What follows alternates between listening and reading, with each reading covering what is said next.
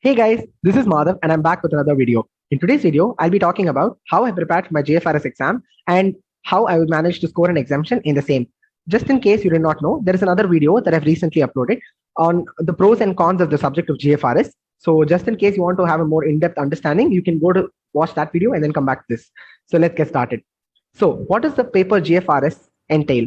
So the Global Financial Reporting Standards paper includes all of these: the IFRS, which you've already studied under the name of Ind AS in your FR paper, because Ind AS is nothing but majorly the adoption of the IFRS. And then there is the carve-ins and carve-outs. These are nothing but the differences between the Ind AS and IFRS.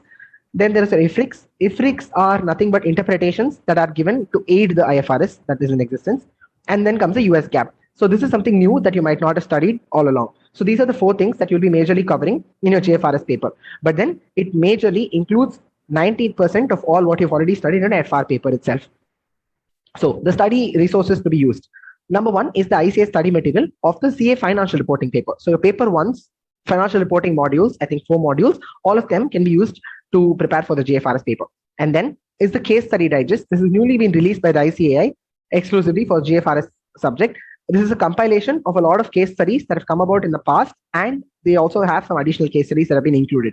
Then comes significant differences between IFRS and the US GAAP.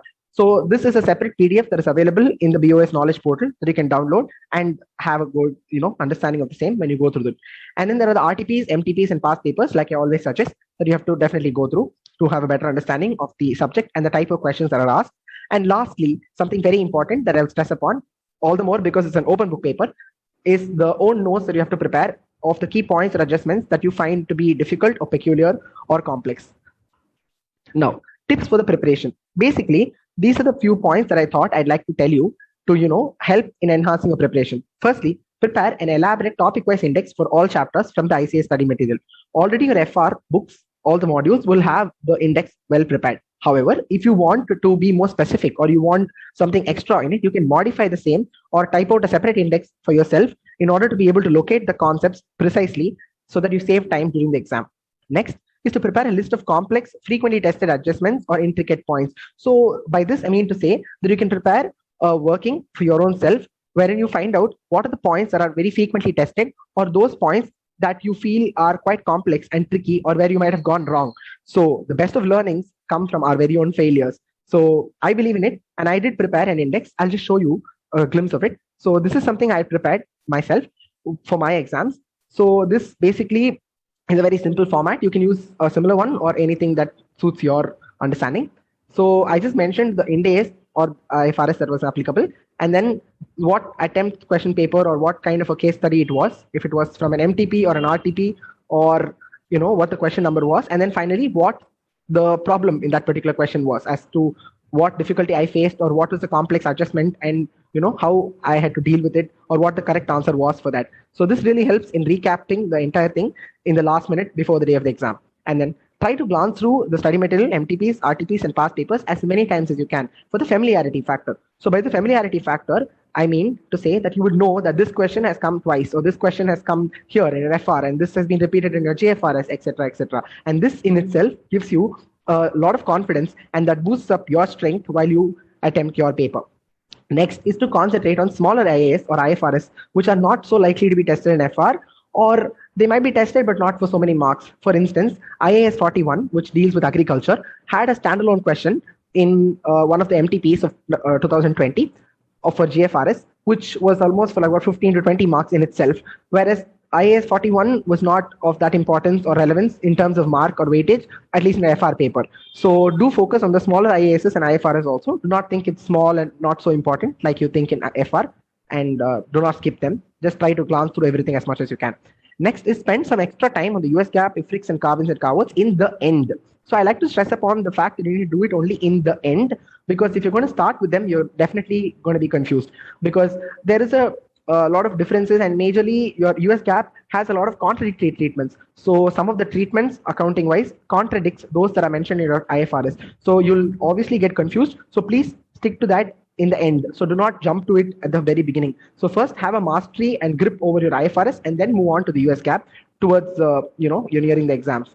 And then lastly, okay, this is something very, very important, guys. So try to solve all the papers and the case studies without referring to the books.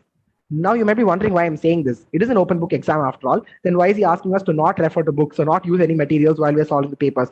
This helps you a lot, guys. Trust me, because I did the same and it was very, very helpful even during the exam. Because what happens is if you start having the tendency to look into the answers or look into the concepts that are given in the materials, we start getting distracted and we start flipping through pages to hunt for the answers or try to find for the points which you already know. Some of it you definitely knew yourself, but just for that lack of confidence arises when you're not able to, do it yourself and you want to refer the book.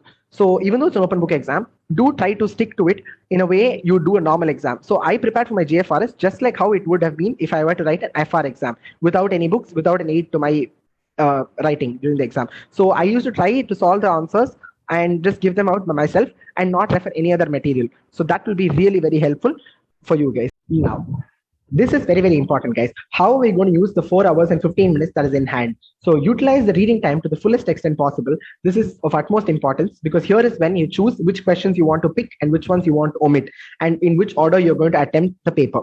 Next is to try and capitalize on as many MCQs as possible and to score as much as you can in that. So focusing on MCQs really helps. And sometimes there are some MCQs that are just straight away picked up from the study material of your FR and then given as a question. So you can easily find them out and hunt for the answers if you're very strong or if you have a familiarity factor, like I mentioned earlier, about the illustrations and the questions that are present in your study material. And then start reading the requirements of the question and then look into the case study. This is something I keep insisting in almost all my videos, to first look at what the question requires from it and then to look into the case study to find out the answer from within instead of reading the whole paragraph and then going to the question and again going back to the paragraph to read what is given in the case. And then do not allocate more than 45 to 50 minutes per case study, else you'll be stuck up and you would not have enough time. So if you can max give 50 minutes and try to finish a case study or just move on to the next one if you're unable to finish the earlier one, you'll be still left around 30 to 40 minutes in the end, which is a fair enough time of buffer for you to get back to questions or revisit those points where you think you might have gone wrong. So just check and recalculate, do stuff like that. And then take only those materials that you feel are essential with you to the exam hall. This is again very important because I know people who carry so many books, so many materials, and it's practically impossible to look through all of those and finish an exam in 4 hours. So please do not do that. Pick and choose on the materials that you want to take and be very sure of needing only those during the exam.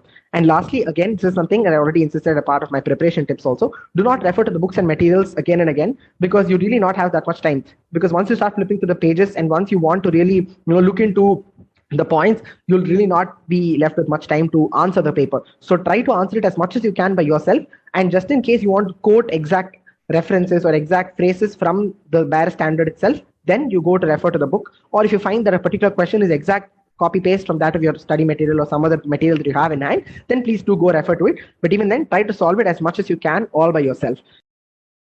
That's it for this video, guys. Hope you all liked it and it was informative. I'll be making more such videos in the days to come. Please do comment in the comment box below on what videos or what topics you'd be liking me to make videos on. So good luck, guys.